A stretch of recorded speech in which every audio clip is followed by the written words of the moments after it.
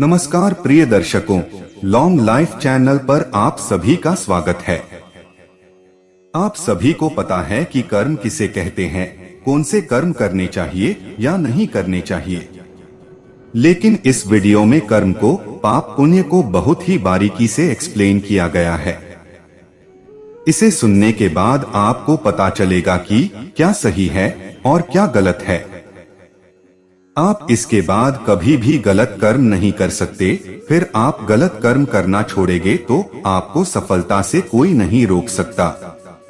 तो दर्शकों, वीडियो को ध्यान से और अंत तक जरूर सुनो और सच्चे दिल से कमेंट में जय श्री कृष्ण जरूर लिखें। दर्शकों, भगवान श्री कृष्ण के अनेक रूप हैं।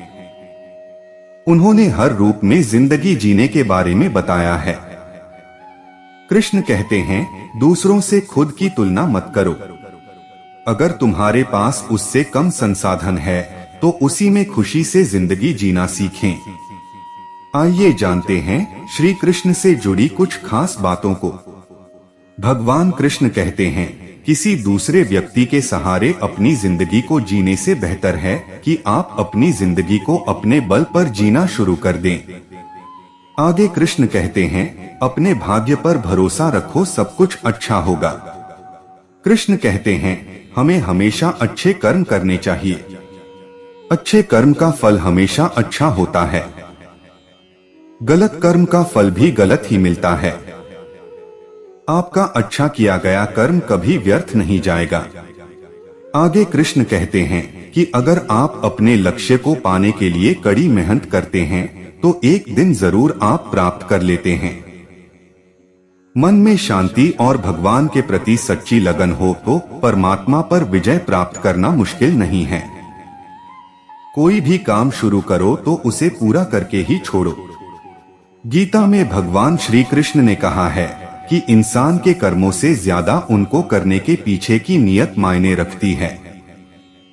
अगर ऐसा है तो फिर इंसान को कर्म करने की क्या जरूरत है, जब वो बिना कर्म किए ही सबके प्रति अच्छी नीयत रख सकता है। प्रिय दर्शकों, ये शब्द और किसी ने लिखे नहीं हैं। सब सर्वश्रेष्ठ महापुरुषों द्वारा आत्मशक्ति की सहायता से लिखे गए हैं। पहले ये समझ ले। नंबर 2, ये समझ ले, कोई भी जीव कर्म किए बिना नहीं रहता, चाहे कितनी भी कोशिश कर ले। क्योंकि श्वास लेना व विचार का आना भी एक क्रिया अर्थात कर्म है। और इन्हीं शब्दों में से हमें सत्य निकालना पड़ता है। क्योंकि इसमें सत्य असत्य दोनों मिश्रित है, तभी तो असत्य की व सत्य की वैल्यू है। अर्थात पहचानने के लिए जीव योग्य होगा, अर्थात सत्य का पता कर लेगा। और इसके लिए बहुत तीव्र बुद्धि व विवेक की जरूरत होगी, या ऐसा ही विवेकी कोई शब्द भेदी सतगुरु ढूंढ लो जो आपको शब्दों में से केवल सत्य समझा सके, अर्थात सार सार आपको ग्रहण करवा दे और असार असार छुड़वा दे। एक यह रास्ता है। ये सब कुछ कोशिश आपने ही करनी होगी। गुरु तो केवल ज्ञान देगा और सही गलत समझाएगा, लेकिन समझना आपको ही होगा। क्योंकि जिस चीज से आप सत्य असत्य समझोगे व अलग अलग करोगे, वह आपके पास ही है, उसे कोई भी आपको दे नहीं सकता। और वह चीज है आपकी बुद्धि व विवेक। गुरु केवल उसको जागृत करता है, और ये स्वयं की कोशिश के बिना संभव नहीं है। इसलिए ये दिमाग से निकाल दो कि ईश्वर आप पर कृपा करेगा। केवल आप ही आप पर या गुरु ही कृपा कर सकता है, यदि आप चाहोगे तो। इसलिए कहते हैं, आपको जानो खुद को जानो। कर्म करने की नियत का मतलब है कि एक झूठ बोल रहा है किसी की जान बचाने के लिए, एक झूठ बोल रहा किसी की जान लेने के लिए। इस प्रकार आप कोई भी उदाहरण से समझ सकते हैं। आगे कर्म करने की क्या जरूरत है, और वो भी बिना कर्म किए ही अच्छी नियत रख सकता है। जवाब, कर्म करने की जरूरत है भाई। यदि नहीं करोगे तो आप सही गलत क्या है कैसे जानोगे? वहीं के वहीं रह जाओगे और आपका जीवन व्यर्थ। बिना जाने आपकी नियत कैसी है ये कैसे पता करोगे? तब बुरी नियत कैसी है तभी तो अच्छे का पता लगेगा। कर्म योग करते हुए अनासक्त कैसे रहा जा सकता है? क्योंकि कर्म करते समय कर्म के प्रति कुछ ना कुछ आसक्ति तो रहती ही है। कृपया कुछ इस तरह से समझाएं कि कर्म के प्रति आसक्ति ना रहे, सदैव निष्काम भाव रहे। तो कर्म करते समय निष्काम भाव रखने के उपाय। कर्म करते वक्त यह भावना रखें कि मेरे कार्य का फल क्या होगा, नतीजा होगा, क्या मैं सफल रहूंगा या असफल रहूंगा, हानि होगी या लाभ होगा, यह सब मेरे हाथ में नहीं है। कर्म दूसरों के लिए करें, सारे कर्म भगवान को अर्पण कर दें। कर्म करते वक्त इंद्रियों से तो कर्म करें और मन भगवान में रखें। कर्मों से भगवान की पूजा करें, अपने कर्म को ही भगवान की भक्ति माने। यह भक्ति मिश्रित कर्म योग भी कहा जा सकता है। या ज्ञान हो जाए कि मैं करता हूँ ही नहीं, मुझे कर्तृत्व भगवान ने दिया ही नहीं। सब कर्म प्रकृति के गुण करते हैं। ऐसे उपाय करने से कर्मों में आसक्ति मिट सकती है, धीरे धीरे मिटेगी, लगे रहिए। भगवान श्री कृष्ण कहते हैं, आप कर्म करें लेकिन कर्म के फल की इच्छा ना करें। इस वाक्य को कोई मुझे विस्तार में समझा सकता है क्या? प्रिय दर्शकों, समझना आपको ही होगा। लिखे वाक्य तो केवल समझने वाले के लिए मददगार हो सकते हैं, क्योंकि यही वाक्य सब फसाद की जड़ हैं। इनको आगे पीछे करके कैसा भी रुक दिया जा सकता है, इसलिए ये कहानी भी हो सकते हैं, अर्थात जैसा आप समझोगे वैसा ही परिणाम। सर्वोपरि आपकी बुद्धि व विवेक होगा, इसलिए बार बार विवेक का इशारा लिखता हूँ। आपकी जिज्ञासा पर आते हैं। महापुरुष श्री कृष्ण जी का समझाने का भाव यह है कि जीव हमेशा कर्म करे, फल की इच्छा मत करे। अर्थात यदि इच्छा करेगा तो उसको कर्म अनुसार अच्छा या बुरा फल भोगने के लिए इन नश्वर लोकों में बार बार जन्म लेना पड़ेगा, सुख दुख भोगना होगा, क्योंकि इसमें कोई खुद के सिवाय आपकी रक्षा नहीं कर सकता। अगर श्री कृष्ण जी जीव का कर्म काट सकते तो ऐसा ज्ञान समझाते ही नहीं, सीधा कह देते ये लो मंत्र जपो और कुछ भी चाहो करो। श्री कृष्ण जी ने क्यों कहा, फल की इच्छा मेरे पर छोड़ दे, अर्थात जो तू करता मत बन। तू करता नहीं है, जब तू करता नहीं है तो कैसा कर्म व फल? श्री कृष्ण जी अपने शरीर के माध्यम से ये अनमोल ज्ञान दे रहे हैं और कह रहे हैं, तू सब मुझ पर छोड़ दे, क्योंकि तू मुझ में है और मैं तुझ में हूँ। अर्थात जो कुछ भी हो रहा है वह होगा, वह करने वाला मुझे ही जान, अर्थात मरने वाला भी मारने वाला भी। तू बीच में निकल जा।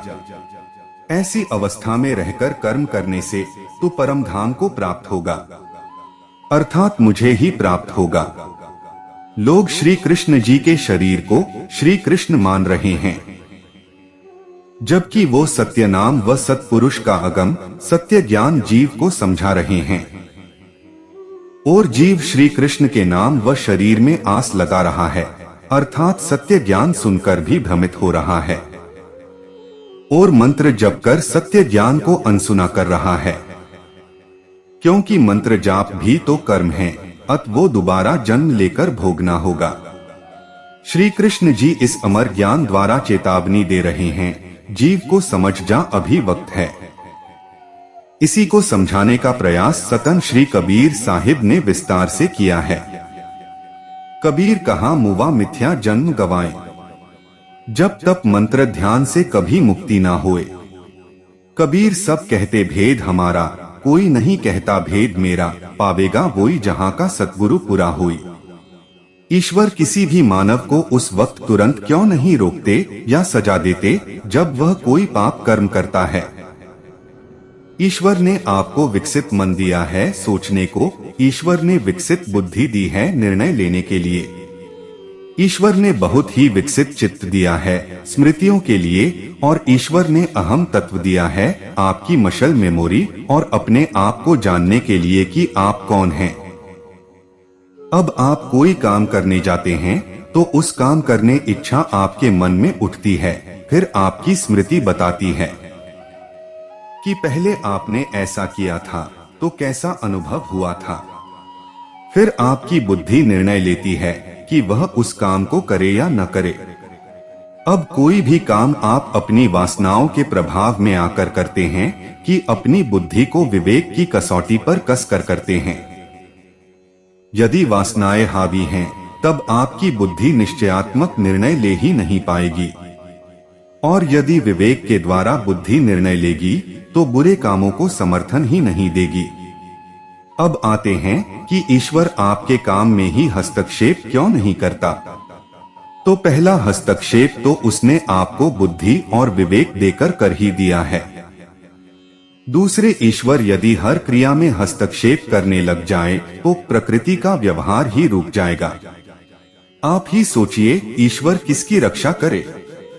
जब हिरन घास चर रही है तो घास की, जब शेर शिकार करने जा रहा हो हिरन का तब हिरन की।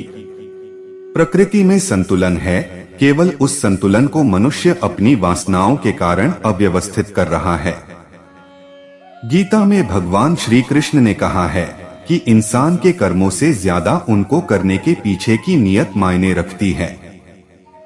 अगर ऐसा है तो फिर इंसान को कर्म करने की क्या जरूरत है, जब वो बिना कर्म किए ही सबके प्रति अच्छी नियत रख सकता है। श्री कृष्ण जी के मर्म को समझने की कोशिश कीजिए।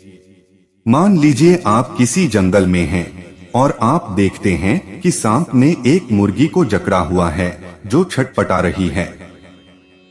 आपके पास एक गुलेल है। आप सांप पर निशाना साधकर गुलेल चलाते हैं, पर अचानक सांप घूम जाता है तथा गुलेल का वार मुर्गी के सर पर लगता है, जिससे उसकी तुरंत मृत्यु हो जाती है। अब यहाँ पर श्री कृष्ण जी की बात के मर्म को समझिए। एक निरीह प्राणी एक ताकतवर प्राणी के शिकंजे में था और बचने की हर मुमकिन कोशिश कर रहा था। आप वहां से गुजर रहे थे। उसकी सहायता करना आपका कर्तव्य था। उसके लिए आपको कर्म करना था, जो आपने किया भी। आपकी नियत भी ठीक थी, क्योंकि आपके मन में लाचार की सहायता का भाव था। श्री कृष्ण जी का मानना है कि बिना कर्म के कोई क्रिया संपादित नहीं होती, इसलिए कर्म आवश्यक है। हमारी नियत हमारे कर्म को सत्कर्म अथवा दुष्कर्म की श्रेणी में वर्गीकृत करती है। वरन कर्म का रूप परिस्थिति वश परिवर्तित भी हो जाया करता है, परंतु हमारी नियत ही उस कर्म का सही वर्गीकरण कर पाती है। उपरोक्त उदाहरण में यदि नियत को अहमियत न दी जाए तो आप एक निरीह प्राणी के हत्या के दोषी माने जाते और आपका यह कर्म सत्कर्म की बजाय दुष्कर्म की श्रेणी में शामिल होता। पर नहीं, नियत के दखल के कारण ही यह कर्म श्री कृष्ण जी के अनुसार सत्कर्म की श्रेणी में शामिल हुआ होगा। क्या पुण्य कर्म करने से पापों से मुक्ति पाई जाती है? पुण्य कर्म करने से पाप कर्मों के फल से मुक्ति नहीं पाई जा सकती। एक बही खाते की तरह है, जहां सभी कर्मों की एंट्री होती रहती है, दोनों प्रकार के कर्मों का फल मिलता है। इसमें यह हो सकता है कि पहले पुण्य कर्म का फल मिले और उसमें आध्यात्मिक सोच विकसित हो जाए। सिर्फ अपने ही बारे में भी सोचना और काम करने लगे तो बाद में पाप कर्मों का फल मिलने पर व्यक्ति परेशान ना होकर उसमें से भी कुछ भलाई निकाल लेता है। सकारात्मक दृष्टिकोण की वजह से बुरे कर्मों का फल उसे दुखी नहीं करता, बल्कि ज्ञान और समझ में वृद्धि करता है। पर ज्यादातर जब अच्छे कर्मों का फल मिल रहा होता है तो मनुष्य दुनिया के सुख भोगने में और उन्हें इकट्ठा करने में इतना व्यस्त हो जाता है कि अपने इसी समय को शाश्वत समझ लेता है और मानसिक रूप से अपने आप को बुरे कर्मों का फल भोगने के लिए तैयार नहीं कर पाता। इसके लिए धृतराष्ट्र का उदाहरण है। पहले उसके पुण्य कर्मों की वजह से उसे 100 पुत्रों की प्राप्ति हुई और उसके पाप कर्म भी इतने ज्यादा थे कि उसके रहते हुए ही सभी पुत्र मृत्यु को प्राप्त हुए। अगर कोई यह सोचता है कि मैं तो बहुत अच्छे कार्य करता हूँ तो साथ में बुरे काम भी करता रहूं, तो कोई असर नहीं होगा, पर ऐसा नहीं है। हमें जिनसे लेना और देना है, हमारे कर्मों के बही खाते में दोनों की अलग एंट्री है। समझदारी तो इसी में है कि दोनों के ही फल को समान भाव से एक्सेप्ट करें। श्री कृष्ण कहते हैं, ये काम करने से सारे कर्म विलीन हो जाते हैं। अनासक्ति और वितराग जैसे कुछ शब्द गीता का मूल उपदेश हैं। जबकि आसक्ति और विरक्ति दो ध्रुव हैं, अनासक्ति का मतलब इन ध्रुवों को पार करना है। इसी तरह वितराग न तो राग है और न ही विराग, लेकिन दोनों से परे हैं।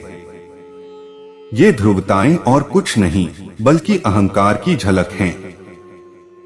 और एक अहंकार को छोड़ देने पर व्यक्ति सभी द्वंद्वों को पार कर जाता है। यह अवस्था और कुछ नहीं बल्कि मुक्ति है। इस संदर्भ में श्री कृष्ण कहते हैं, जो मुक्त है, आसक्ति से रहित है, ज्ञान में स्थापित मन और यज्ञ के लिए कार्य करता है, उसके सारे कर्म विलीन हो जाते हैं। मैं हमारी संपत्ति, दोस्त और दुश्मन, पसंद और नापसंद और विचार तथा भावनाओं के साथ पहचान है। उन्हें छोड़े से अस्थायी शून्यता आती है, जिससे दर्द, भय, क्रोध और आक्रोश पैदा होता है। इसलिए मैं को छोड़ना कोई आसान काम नहीं। दिलचस्प बात यह है कि सिर्फ स्वामित्व, पहचान और कर्तापन की भावना को छोड़ने की है, न कि रिश्तों, चीजों या लोगों को। मुक्ति तभी आती है जब हम इस सूक्ष्म अंतर को जान लेते हैं। जिस व्यक्ति ने मैं का त्याग कर दिया है, उसके सभी निस्वार्थ कर्म यज्ञ के अतिरिक्त और कुछ नहीं हैं। यज्ञ का शाब्दिक अर्थ एक अग्नि अनुष्ठान है, जहां अग्नि को आहुति दी जाती है। यहाँ इसे बलिदान या देने और लेने के लिए एक रूपक के रूप में इस्तेमाल किया जाता है।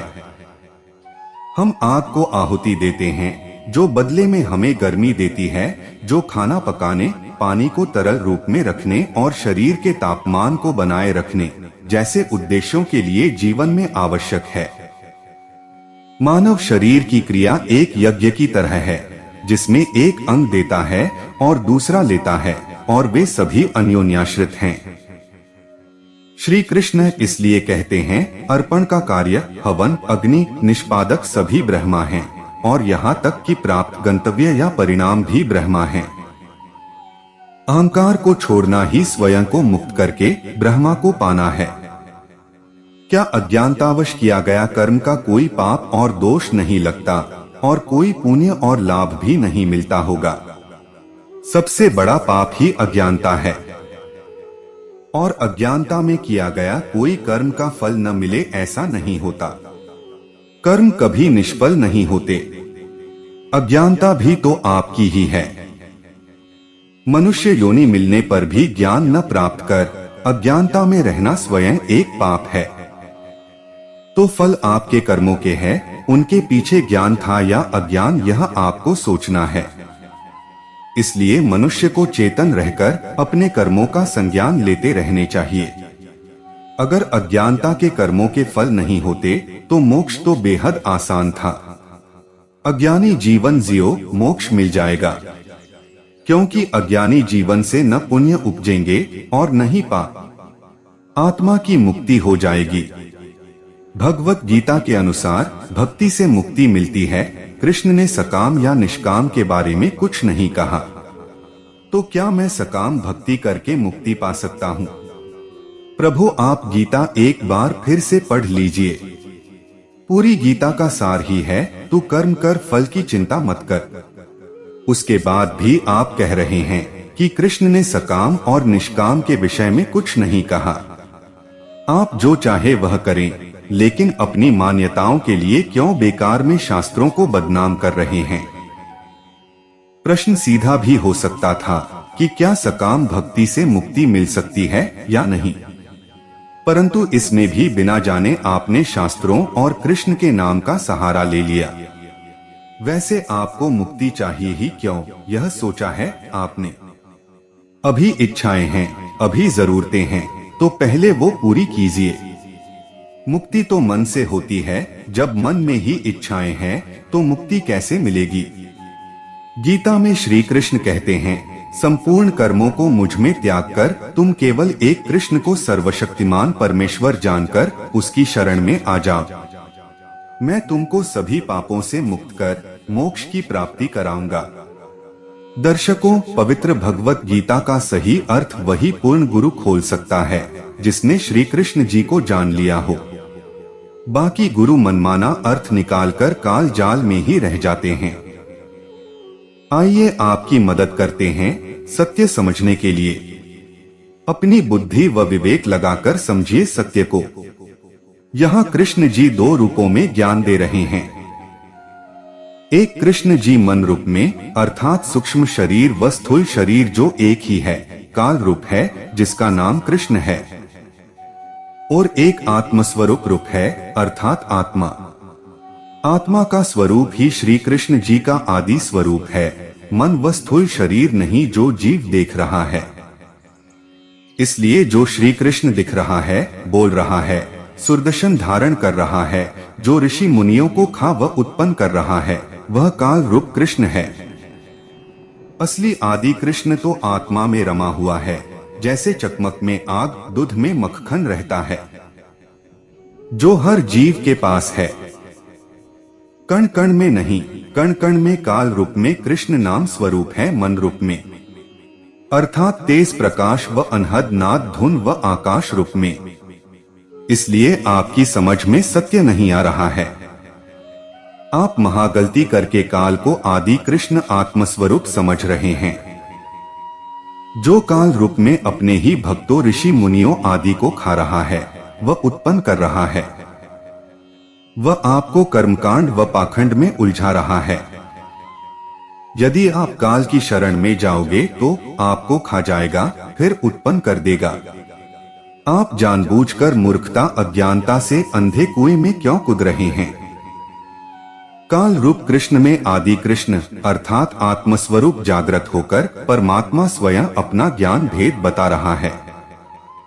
कृष्ण शरीर के माध्यम से उसको जानो समझो। जैसे कबीर साहब शरीर के माध्यम से आत्मज्ञान बताया गया है पूर्ण तरीके से, वही परमात्मा काल कृष्ण के शरीर में प्रकट होकर कह रहा है, तुम मेरी शरण में आओ। अर्थात श्री कृष्ण कह रहे हैं, तुम उसको एक परमेश्वर जानकर उसकी शरण में जाओ। मैं तुझे सब पापों से मुक्त कर दूंगा। ध्यान से सुनो समझो इन शब्दों को, क्योंकि काल का दायरा पाप पुण्यों का है। जो भी भक्त परमात्मा की भक्ति करेगा तो जाहिर सी बात है काल उसको मुक्त करेगा ही। काल की वश की बात ही नहीं है जो परमात्मा की भक्ति व भक्त को रोक सके। इसलिए सर्वशक्तिमान परमात्मा है ना कि काल। तभी जाकर जीव काल से मुक्त अर्थात मोक्ष की प्राप्ति करेगा। जो भक्त अकर्ता अकर्म से आदि कृष्ण का स्वरूप जानकर भजेगा, याद करेगा, वही मुक्त होगा, अन्य नहीं। जो मेरा ही असली स्वरूप है। बिना आत्मभेदी गुरु के आप कोई भी पवित्र ज्ञान ग्रंथ का असली सत्य नहीं समझ जान सकते, चाहे कितनी कोशिश कर लो। इसलिए भागवत सुनाने समझाने के लिए स्वर्ग से नामदेव जी को आना पड़ा था, राजा परीक्षित को कथा सुनाने समझाने के लिए। वरना पढ़ सुना तो अन्य ऋषि भी सकते थे, परंतु सत्य का पता भेद नहीं बता सकते थे। वो जिसकी प्राप्ति के लिए भागवत लिखा था लिखने वाले ने। आदि श्री कृष्ण परमात्मा का आत्मस्वरूप आप नहीं जान सकते बिना समझे पहचाने। भक्ति करना दो बहुत दूर की बात है। मानकर काम काल पूजा करना होता है। परमात्मा पूजा भक्ति तो परमात्मा बनकर जानकर पहचाकर होती है, खास गुप्त विधि जानकर। परमात्मा भक्ति मन व तन बुद्धि से नहीं होती। इसलिए श्री कृष्ण जी को कहना पड़ा, मुझे ज्ञानी जन अति प्रिय है, जो मुझ अकर्ता को जान लेते हैं। क्योंकि बुद्धि भी अकर्म होती है, अकर्ता नहीं। इसी प्रकार हर धर्म ग्रंथों में, कुरान में, मूसा को, बाइबल में, ईसा मसीह को, साईं बाबा को, गुरु नानक को, कबीर साहब को, मीराबाई को, दादू साहब को, नामदेव को, हनुमान को, युधिष्ठिर द्रौपदी को, गरुड़ को दर्शाया गया है सत्य रूप में। जो उनका भी आपका भी हर जीव का भी एक ही आत्मस्वरूप है। यही आत्मस्वरूप परमात्मा स्वरूप है। लेकिन कैसा ये जानना पहचानना, फिर भक्ति की विधि जानना पूर्ण गुरु से आपका काम है। तब जाकर आपको परमात्मा रूपी आदि श्री कृष्ण की कबीर साहब की प्राप्ति होगी, वरना कभी नहीं भाई। ये काम आप जीवित रहते केवल मनुष्य जन्म में ही कर सकते हैं। पाखंड करने के लिए आपको मनुष्य जन्म नहीं मिला है। आपको श्री कृष्ण भगवान का मतलब भी नहीं पता। भक्ति क्या खाक करोगे? आपका झूठा अहंकार आपको काल जाल में ले जा रहा है ज्ञानी होने के चक्कर में। इसलिए कृष्ण जी को कहना पड़ा, अर्जुन तू किसी तत्वदर्शी सतंग की शरण में जा, आदर पूर्वक ज्ञान समझ। तत्वदर्शी सतंग का मतलब जो तत्वों का संपूर्ण भेद बताकर उनको लखावा दे, बल्कि उनसे जोड़े नहीं। दोस्तों, सत्य आपके सामने है, बुद्धि व विवेक से विचार करो और स्वयं निर्णय लो करना क्या है आपको। सबसे पहले तो आप इसको लेकर कोई संशय में मत रहिए। यहाँ पर श्री कृष्ण ने जो भी कहा है वो पूर्णतः सच है, बस आपने इसका अर्थ आधा ही समझा है। मैं अब यहाँ पर इसका पूरा अर्थ आपको समझाता हूँ। सबसे पहले ये श्लोक आया कहाँ से और इसका अर्थ क्या है, उसको समझने से पहले आप ये समझो कि श्लोक का मूल स्रोत क्या है।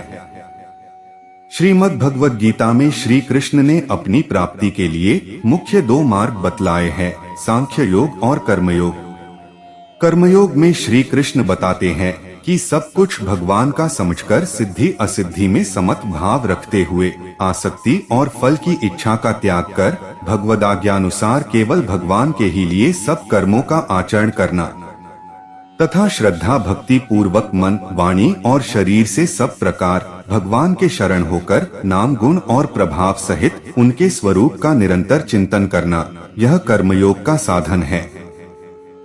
योगस्थः कुरु कर्माणि संगं त्यक्त्वा धनंजय सिद्ध्य सिद्ध्योः समो भूत्वा समत्व योग उच्यते।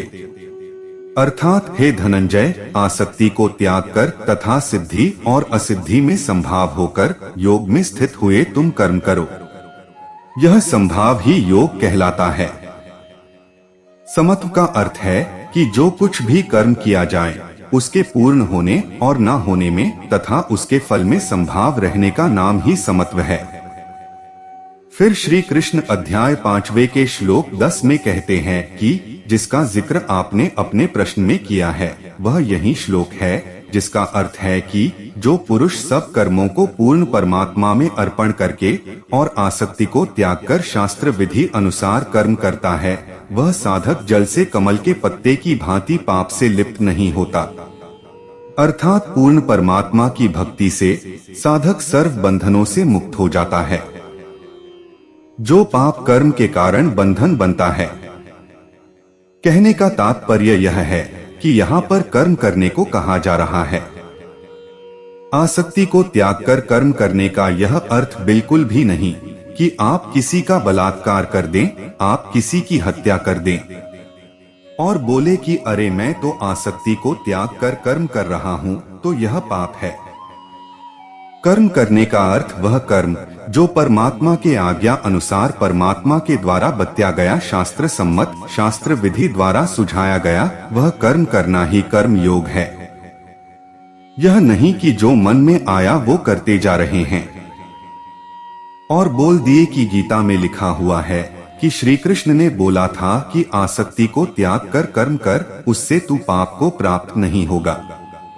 तो अगर भाई आप श्री कृष्ण के कथनों का आश्रय दे रहे हो तो इसका मतलब कि आप श्री कृष्ण को तो मान ही रहे हो, लेकिन गलत अर्थों में। उनको अपना आदर्श मान रहे हो, उनके बताए हुए मार्ग पर चल रहे हो, तो फिर उनके बताए हुए कर्म को भी तो करो। कर्म उनके बताए हुए तुम नहीं कर रहे हो, बाकी उनके बताए हुए कर्मों को आप करो और तब आपको मालूम चलेगा कि आप जो कर रहे हो वह पाप के योग है कि नहीं। क्योंकि अगर हत्या करना, बलात्कार करना यह बताना होता तो श्री कृष्ण भगवत गीता का उपदेश क्यों देते। उनको इतना समझाने की क्या जरूरत था। अर्जुन को सीधा बोलते कि उठाओ गोली मार दो सबको एकदम धड़ाधड़, सबको मार काट के एकदम खत्म करो सबको। इतना दिमाग क्या लगाना है फालतू में। गीता का ज्ञान दिया ही इसलिए है कि ध्यान लगाकर समझिए और तब उसका उपयोग कीजिए। लेकिन आपका सवाल अच्छा था शुरुआत में। यह सवाल किसी के भी दिमाग में आ सकता है जो केवल एक इसी श्लोक को पढ़ के उसका अर्थ समझ ले। लेकिन इसके लिए आपको संपूर्ण भगवत गीता पढ़ के मनन करना पड़ेगा। ये नहीं कि बस एक श्लोक पढ़ा और मत बना लिया कि अरे श्री कृष्ण ने तो ऐसा बोला था। पहले आप समझो, पढ़ो, मनन करो। श्री कृष्ण को जानो, अर्जुन को समझो, गीता क्यों आया इस संसार में इसको समझो, तब जाके कोई भी निर्णय करो। सोचो कि श्री कृष्ण को समझना इतना भी आसान नहीं है, क्योंकि श्री कृष्ण हर घड़ी हर क्षण आपकी परीक्षा लेंगे। अगर आप उनके बताए हुए मार्ग पर चलोगे तो। क्योंकि सोचो कि अर्जुन उनका अन्यन भक्त था, फिर भी श्री कृष्ण उसकी परीक्षा लेते रहते थे। लेकिन वह हर समय श्री कृष्ण को ही चुनता था और उनके प्रति समर्पित रहता था। जैसे कि जब अर्जुन के पास मौका था कि वह किसको चुने, भगवान को या उनके करोड़ों की सेना को युद्ध के लिए, तो उन्होंने श्री कृष्ण के वास्तविक रूप को जानते हुए श्री कृष्ण को चुना और वहीं पर दुर्योधन उनके सेना को चुना और नतीजा आपके सामने है। तो आपको हर समय भगवान को चुनना है अगर आप भगवत प्राप्ति करना चाहते हो तो सही मायने में। और अगर आप भगवान को हर समय चुनते हो तो निश्चय भगवान आपको प्राप्त होंगे। लेकिन यह पाखंड मत करो कि बस एक लाइन पढ़ो और बोलो अरे भगवान तो ऐसा बोले। लेकिन एक बात तो स्पष्ट है कि आप भगवान के कथन पर विश्वास तो कर रहे हो, लेकिन आप पूर्ण मायने में विश्वास नहीं कर रहे हैं। बस भगवान का एक लाइन सुन लिया, अब उसको करने चले अपना अर्थ लगा के। ऐसा नहीं है। बाकी गीता का अध्ययन कीजिए और कोई भी समस्या है तो आप पूछ सकते हैं। क्या भगवान को पाप कर्म अर्पण किए जा सकते हैं? पाप कर्म क्या भगवतार्पण कर सकते हैं? उत्तर है हाँ और ना दोनों। सब भावना पर निर्भर है।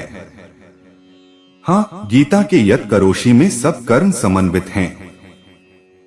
फिर शुभाशुभ कर्म फल से मुक्त होने का भी कहा है। अर्पणार्थी कर्म भगवान की प्रसन्नता के लिए, पूजा समझ मन भगवान में रख कर्म फल से मुक्ति हेतु प्रत्येक कर्म उन्हें समर्पित करता है। ऐसे में कहना कि वह कुछ कर्म अर्थात पाप कर्म अर्पण नहीं कर सकता अन्याय है। गहनता से गौर करने पर हम पाते हैं कि कृष्ण का पापार्पण का आशय भी नहीं हो सकता। ऐसे में तो पाप किए जाओ और अर्पण कर प्रतिकूल फल से बचे जाओ। यह तो जैसे कोई खेल हो। सही उत्तर हुआ हाँ। पाप भी अर्पण कर सकते हैं यदि मन में पश्चाताप है, और पापार्पण नहीं कर सकते यदि आइंदा पाप त्याग की भावना नहीं व संन्यास योग से युक्त चित्त नहीं। भगवान को अर्पण करने से कर्मों का कर्म अपना अर्थात फल देने की शक्ति समाप्त हो जाती है। नारद जी भागवत में व्यास जी को समझाते हैं। फिर गीता कहती है कि ज्ञान हो जाने पर कि मैं करता नहीं, कर्तृत्व मेरे स्वरूप में ही नहीं, सब कुछ प्रकृति के गुण कर रहे हैं। समस्त संचित कर्म ऐसे जल जाते हैं जैसे अग्नि में ईंधन। आथ भक्त को प्रतिकूल फल से बचने के लिए पाप कर्म आवश्यक रूप से अर्पण करने चाहिए। इस संकल्प से कि त्रुटि हो गई, आइंदा यह नहीं करूंगा। स्मरण रहे क्या करें और क्या नहीं करें, इसमें शास्त्र को प्रमाण माने। कर्म शास्त्र विहित ही करने चाहिए, वह शास्त्र निषिद्ध कभी नहीं। अशुभ कर्म हो जाए तो पाप विमोचन हेतु साधन भी शास्त्र बताता है। प्रायश्चित करें, ज्ञानाग्नि में जलाएं, नाम जप का सहारे लें अथवा भगवत शरण ग्रहण कर कर्म भगवान को समर्पित कर दें। परंतु ऐसा कभी नहीं हो सकता कि पाप जानबूझकर दोहराते रहें और समझे नाम का सहारा लेने से या भगवान को समर्पित करने से क्षमा हो जाएंगे। यह हो नहीं सकता। ऊपर बताए गए नियम भगवान के विशेष नियम हैं, जो शरणागति हेतु प्रयासरत साधक पर लागू होते हैं। स्मरण रहे, गीता जी के चरम श्लोक में भगवान ने धर्म त्याग करने वाले शरणागत के समस्त पाप माफ करने का वादा किया है। और राम जी ने कृष्ण जी से एक कदम और आगे जाकर घोषणा की है कि ज्यों ही जीव उनके सम्मुख होता है, त्यों ही उसके कोटि जन्मों के पाप नष्ट हो जाते हैं, अर्थात अपने आप ही समाप्त होते हैं, करने नहीं पड़ते भगवान को। जिस पाप को कारण बताते हुए बाली को मारा, वही कर्म सुग्रीव और विभीषण ने भी किया, जिन्हें हृदय से राम जी ने लगाया। परंतु यह असामान्य नियम है। सामान्य तो यही है कि प्रत्येक कर्म फल जनित करता है और भगवान को अर्पित वस्तु अक्षय हो जाती है, अर्थात पाप भी अक्षय हो जाएगा। उदाहरण से समझिए, अपने व परिवार के भरण पोषणार्थ धोखे से संपत्ति अर्जित की, बाद में उसे अपने किए पर दुख हुआ। कर्मफल से बचने के लिए उसने व्रत, दान, तीर्थाटन आदि उपाय किए। पाप से अर्जित संपत्ति भी पीड़ित को लौटा दी, भगवान नाम जपा और अपना दुष्कर्म भगवतार्पण कर दिया। आगे ऐसा कभी नहीं किया, पाप दोहराया नहीं। कर्म का अर्पण स्वीकार्य है। दूसरी ओर चोरी की, उसने भी कर्म जैसे उपाय किए, परंतु मन में पछतावा व शरणागति नहीं और ना ही आगे चोरी का त्याग किया। भगवान को छल, छिद्र, कपट कहाँ भाते, इसको पापाचार का फल मिलेगा। कर्म समर्पण स्वीकार्य नहीं। यहाँ पर हम चर्चा उन भक्तों की कर रहे हैं जो शरणागति का प्रयास कर रहे हैं, परंतु अभी पूर्णतः शरणागत नहीं हुए हैं, पूरी तरह भगवान के नहीं हुए हैं।